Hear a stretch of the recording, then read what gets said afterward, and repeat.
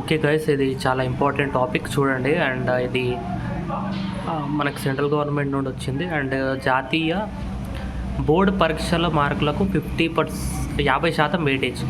ఆ NEET JEE entrance టెస్ట్లో అమలు, కేంద్ర ప్రభుత్వం యోచన. ఓకే,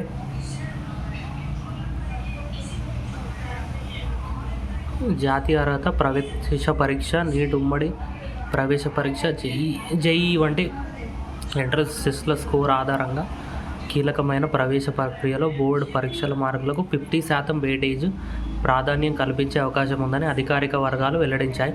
వైద్య, ఇంజనీరింగ్ ప్రవేశ పరీక్షలకు ఉండే అత్యధిక ప్రాధాన్యత విద్యార్థులపై ఒత్తిడిని తగ్గించే ఈ అవకాశాన్ని పరిశీలిస్తున్నట్టు సమాచారం. ప్రవేశ పరీక్షల్లో ప్రశ్న పత్రాల లీకేజ్, మూల్యాంకన లోపాలు సర్వసాధారణంగా మారిపోయాయి. ఆయా పరీక్షల విశ్వసనీయత దెబ్బతింటుంది.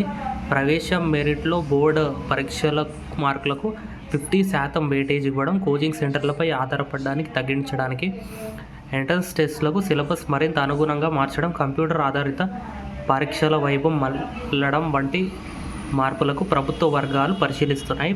ప్రస్తుతం వైద్య, ఇంజనీరింగ్ కోర్సుల్లో ప్రవేశాలు ఎంట్రన్స్ టెస్ట్ల స్కోర్ల ఆధారంగా జరుగుతున్నాయి. ఈ ఎంట్రన్స్ టెస్ట్లో అర్హత సాధించడానికి అభ్యర్థులు బోర్డులో పరీక్షలో నిర్ణీత శాతం మార్కులను పొందాల్సి ఉంటుంది. గత ఏడాది ఏర్పాటు చేసిన విద్యా మంత్రిత్వ శాఖకు 9 మంది సభ్యుల కమిటీ ఇలాంటి సంస్కరణలను పరిశీలిస్తుంది. ఈ కమిటీ తమ తుది నివేదికను త్వరలో ప్రభుత్వానికి సమర్పించే అవకాశం ఉంది. ప్రవేశ పరీక్ష పాఠ్య ప్రణాళికలతో మరింత సమన్వయం చేయాలని ఈ కమిటీ సిఫార్సు జరిగింది. ఓకే గాయస్, ఇక్కడ మనకి ఏం జరిగిందంటే, మనకి నీట్ ఎగ్జామ్లో 50% వెయిటేజ్ని తీసుకొచ్చే ఛాన్సెస్ అవుతుంది. ఎందుకంటే ఈ మధ్యలో మనకి పేపర్ లీక్ అది ఇది అయింది కదా. పేపర్ లీక్ అవ్వడం వల్ల చాలామంది విద్యార్థులు అయితే మనకి డిసప్పాయింట్ అయ్యారు. అలాగే ఏంటంటే కోచింగ్ సెంటర్ల మీద డిపెండ్ అవ్వడం కూడా తగ్గిస్తారంట.